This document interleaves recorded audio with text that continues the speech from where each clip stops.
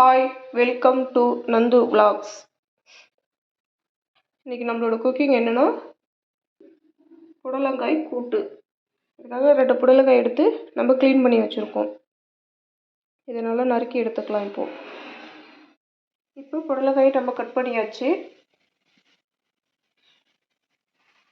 பாசிப்பருப்பு ஒரு 1/2 கப் எடுத்து நல்லா வாஷ் பண்ணிட்டு வேக வச்சு எடுத்துக்கலாம். பருப்பு இப்போ நம்மளுக்கு பாதி வெந்து வந்துருச்சு.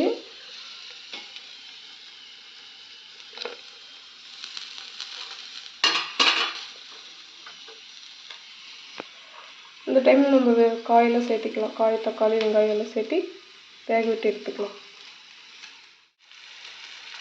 இப்போ நம்ம புடலங்காயை சேர்த்திக்கலாம்.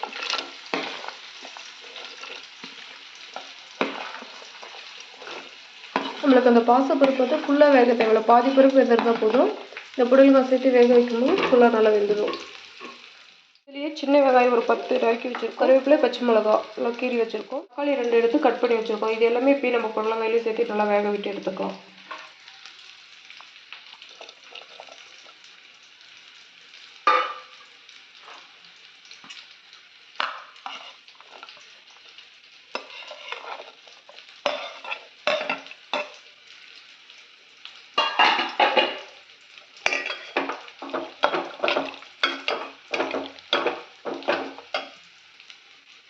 மஞ்சள் பொடி சேர்த்துக்கலாம் தேவையான அளவு.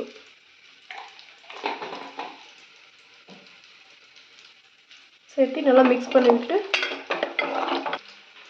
இது நல்லா வெந்து வரட்டும். அதுக்கப்புறம் நம்ம தாளிச்சிக்கலாம். 5 மினிட்ஸில் நல்லா வெந்து வந்துடும். அதுக்கப்புறம் நான் காட்டுறேன்.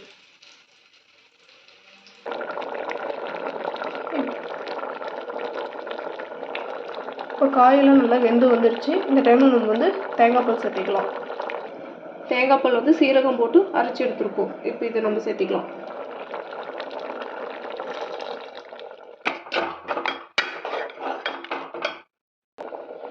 ரெட் சில்லி ஒரு 1/2 ஸ்பூன் சேர்த்திக்கலாம் காரத்துக்காக.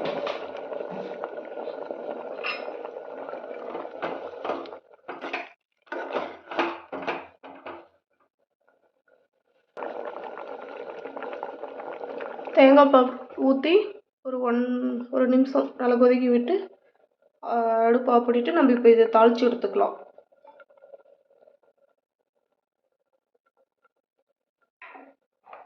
நல்லா கொதிச்சு வந்துருச்சு.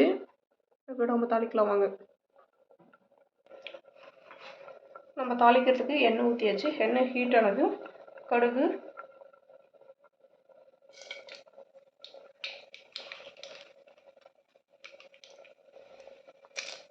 பருப்பு கொஞ்சம் தாளித்து நல்லா பொரிஞ்சு வந்ததும்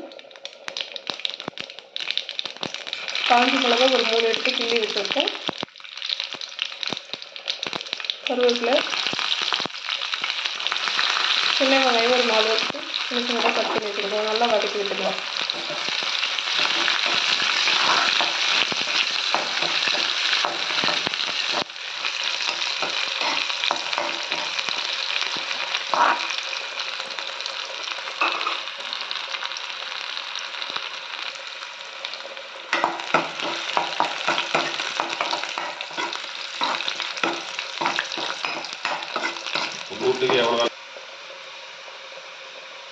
இந்த டைமில் நம்ம பெருங்காயம் கொஞ்சம் சேர்த்திக்கலாம்.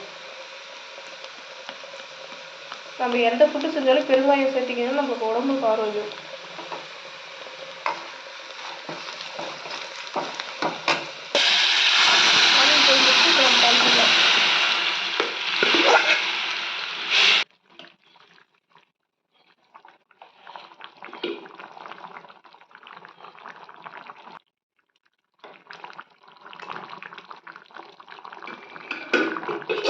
தாளித்து சும்மா ஒரு 2 நிமிஷம் நல்லா கொதிச்சு வந்துச்சுன்னா நம்ம இறக்கிடலாம். சால்ட்டு கொஞ்சம் கம்மியாக இருக்குது, அதனால் சால்ட்டு கொஞ்சம் சேர்த்திக்கலாம்.